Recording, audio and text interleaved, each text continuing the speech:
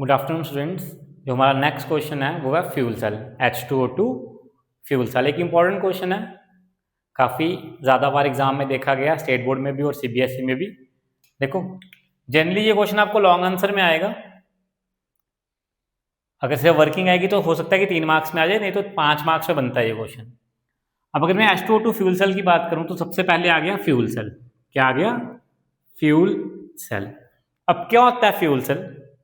देखो जब भी हम किसी फ्यूल को बर्न करते हैं, किसी फ्यूल को क्या करते हैं? बर्न करते हैं, तो बर्न करने पे क्या होता है? वो एनर्जी प्रोड्यूस करता है। शाबाश, क्या प्रोड्यूस करता है? एनर्जी। जैसे मैं एग्जांपल लूँ कि मैं कोल को बर्न कर रहा हूँ, तो जब मैं कोल को बर्न करूंगा तो उससे हीट और लाइट मिलेगी, एनर्जी की फॉर्म है। अगर कोई डिवाइस इस एनर्जी को, कौन सी एनर्जी? जो ड्यूरिंग कंबशन मिल रही है, ड्यूरिंग क्या मिल रही है? कंबशन, उस एनर्जी को इलेक्ट्रिकल एनर्जी में चेंज कर दे। किस में चेंज कर दे? इलेक्ट्रिकल एनर्जी में चेंज कर दे, तो उस डिवाइस को फ्यूल सेल बोलेंगे। उस डिवाइस को शाबाश क्या बोलेंगे? Fuel cell.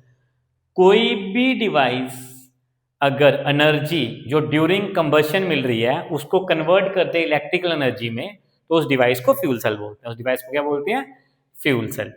ठीक है, तो जो आज हमने करना है वो है H2O2 फ्यूल सेल। क्या है? H2O2 fuel cell. अब H2O2 फ्यूल सेल होता क्या है?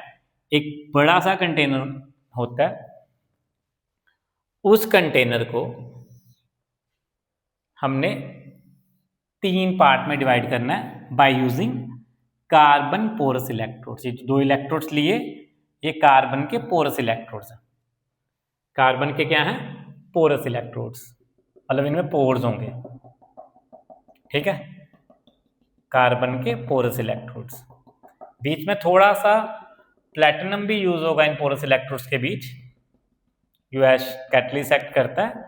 बट इलेक्ट्रोड्स कौन से होंगे? Porous electrodes. और किसके इलेक्ट्रोड्स होंगे? ये कार्बन के। तो मैं यहां लिखूंगा कार्बन पोरस इलेक्ट्रोड्स। ठीक है, इन इलेक्ट्रोड्स के बीच में, ये जो बीच वाला स्पेस है, इसके अंदर एक सोल्यूशन पड़ा होता है। जो बिटवीन द इलेक्ट्रोड्स होता है, बिटवीन द इलेक्ट्रोड्स एक सोल्यूशन होगा। क्या होगा? सोल्यूशन होगा। किसका सोल्यूशन? सोल्यूशन होगा 1 मोलर KOH। एक्वस सोल्यूशन होगा किसका? 1 मोलर KOH का। ठीक है, NaOH भी लिख सकते हो, सेम है। KOH या NaOH में से कोई भी हो सकता है, मैंने KOH लिखा है। और ऊपर जो है यहां पर वाटर बना होगा। क्या बना होगा? वाटर बना होगा। ये वायर्स रही होंगी। एक कंटेनर जिसको 3 पार्ट में डिवाइड किया by using 2 carbon porous electrodes, और बिटवीन द इलेक्ट्रोड्स एक सोल्यूशन पड़ा हुआ 1 मोलर KOH। अगर 1 मोलर KOH सोल्यूशन तो आयंस होंगे K पॉजिटिव और OH नेगेटिव। एक साइड से हम H2 गैस को बबल करवाएंगे और दूसरी साइड से हम O2 गैस को बबल करवाएंगे। एक साइड से हमने किसको बबल करवाया? H2 को, और दूसरी साइड से किसको बबल करवाया? O2 को। जो H2 वाली साइड है, ये वाला इलेक्ट्रोड, ये एनोड एक्ट करेगा, और जो O2 वाली साइड वाला इलेक्ट्रोड है वो कैथोड एक्ट करेगा। क्या एक्ट करेगा? कैथोड। तो ये इसकी कंस्ट्रक्शन आ गई। एक बड़े कंटेनर का बना जिसको हमने 3 इक्वल पार्ट्स में डिवाइड किया, इसको यूज करके by using 2 carbon porous electrodes. ठीक है, उसके बाद जो इलेक्ट्रोड्स के बीच वाली स्पेस है उसमें हमने क्या ऐड किया होगा? उसमें हमने ऐड किया होगा 1 मोलर KOH सोल्यूशन। और एक साइड से हम H2 गैस को बबल करवा रहे हैं और एक साइड से हम O2 गैस को बबल करवा रहे हैं। जो H2 वाली साइड है, ये वाला इलेक्ट्रोड जो था वो एनोड एक्ट करेगा, और ये वाली साइड जो थी वो कैथोड एक्ट करेगी। अब बात करते हैं मेन इसकी वर्किंग की। ठीक है, देखो वर्किंग इंपॉर्टेंट होती है सेल के केस में, क्योंकि रिएक्शन वाला जो पार्ट होता है वो वर्किंग का ही पार्ट होता है, और वर्किंग को ही चेक किया जाता है एग्जाम में। ठीक है, तो सबसे पहले बात करते हैं एट एनोड। एनोड पे क्या होता है? शाबाश, ऑक्सीडेशन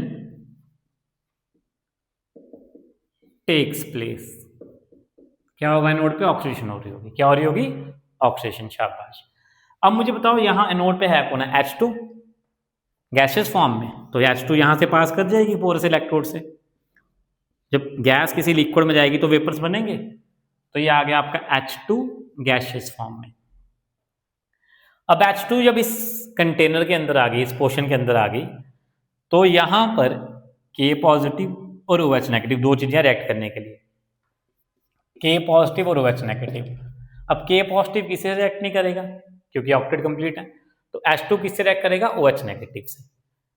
किससे रिएक्ट करेगा? OH नेगेटिव से। कौन सी फॉर्म में है वो? एक्वस फॉर्म में। ये रहा OH एक्वस फॉर्म में। देखो जब गैस आपने पास करवा दी यहाँ पे, तो इस पार्ट के अंदर H2 गैस किससे रिएक्ट करेगी? OH नेगेटिव से रिएक्ट करेगी, और रिएक्ट करके क्या बना देगी? H2। कौन सी फॉर्म में? लिक्विड फॉर्म में। बैलेंस करने के लिए 2 से मल्टीप्लाई कर लो और आ जाएंगे साथ में 2 इलेक्ट्रॉन, क्योंकि ऑक्सीडेशन हो रही है। तो अब OH नेगेटिव आइंस थे, K पॉजिटिव आइंस भी थे, H2 का रिएक्ट करके क्या बन गए? वाटर बन गया, और प्लस 2 इलेक्ट्रॉन भी कहीं यहां पे ही होंगे। ठीक है, अब बात करते हैं कैथोड की। At cathode reduction take place.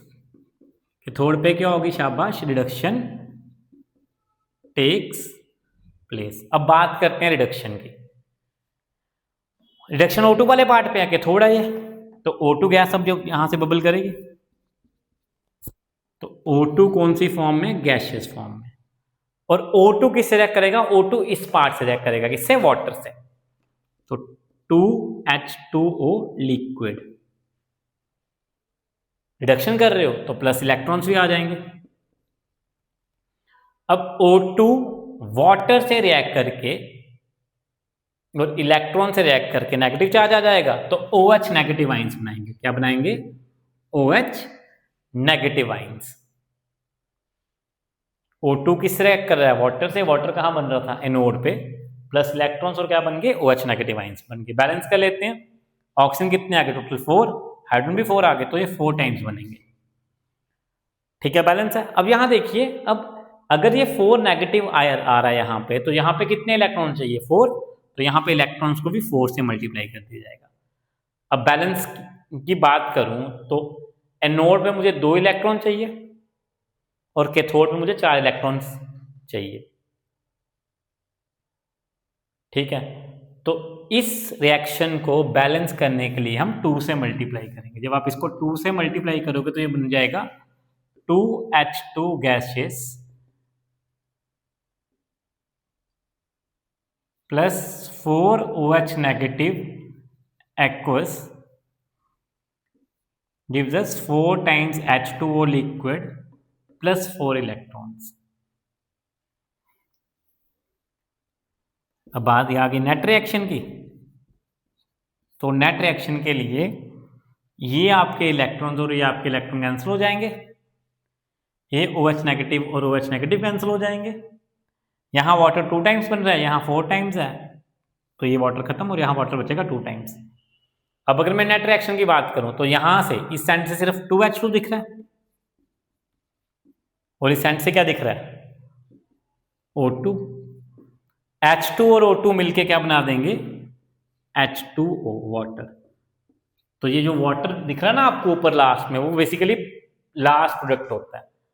तो ये फ्यूल सेल की रिएक्शन है, वर्किंग है। देखिए इसको एक बार जल्दी से देखो, काफी आसान सी वर्किंग है, बट ये होता है कि ये रिएक्शन हमेशा बच्चों को पजल करती है। तो सिंपल याद रखो, यहां से याद रखनी है रिएक्शन, याद क्रैम नहीं करनी है, रट्टा आने चले जाना। इनको समझो कि इस सेल के अंदर वो रिएक्शंस कहां हो रही हैं। ठीक है, फ्यूल सेल इतना ही है। अब बात करते हैं इसके एडवांटेजेस की। पहली एडवांटेज तो इसकी है कि ये सेल कभी डेड नहीं होगा। क्यों नहीं होगा? जो इसके रिएक्टेंट है H2 और O2 वो हमेशा एटमॉस्फेयर में अवेलेबल रहेंगे, इसलिए ये जो सेल है कभी डेड ही नहीं होता है। सेकंड, ये सेल कोई भी पोल्यूशन कॉज नहीं करता है, it does not cause any pollution.